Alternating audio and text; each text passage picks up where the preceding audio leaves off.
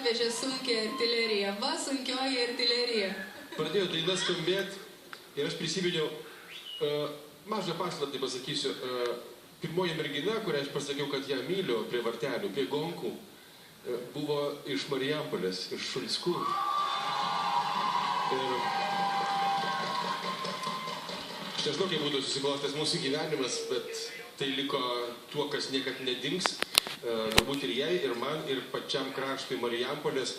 O tai, ką jūs atnešėte nuotaiką nuo mergaičių iki abiejų Paulių, tai yra kažkas to, kas daro šį kraštą unikaliu. Ir jūs turite tuo didžiuotis. Ir aš noriu dar vieną dalyką pasakyti.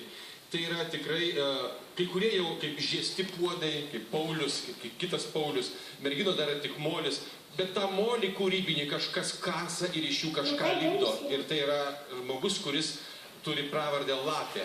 Aš kalbu apie Irūną jūsų mokytoją, kas tai yra? Ne Lapė, Laima Lapkauskaitė. Laima Lapkauskaitė, jos pravardė yra Lapė.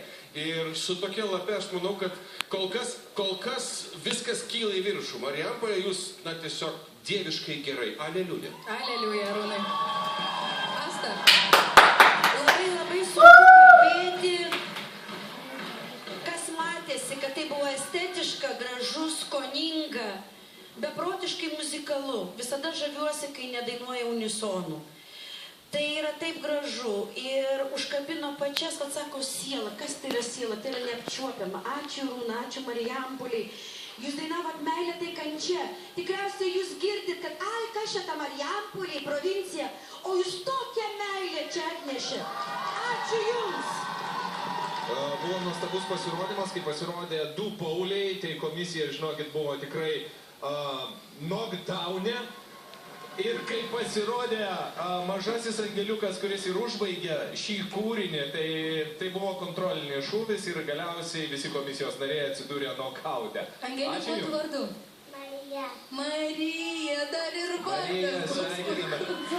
Iš Marijampolės. Marijos. Šitą, gerai. Ačiū Marijampolė, ačiū mažai Marijai. Mes čia tokie dadavės danas, tik išėjo Marijampolė, pradėjau dainuoti ir tokie... Bet ašaros pradėjo bėgti. Labai mums irgi patiko. Ačiū Marijampolei. Šaunuoliai. Aš tai nebejoju, kad širpuliukai bėgioja per kūnus ir tų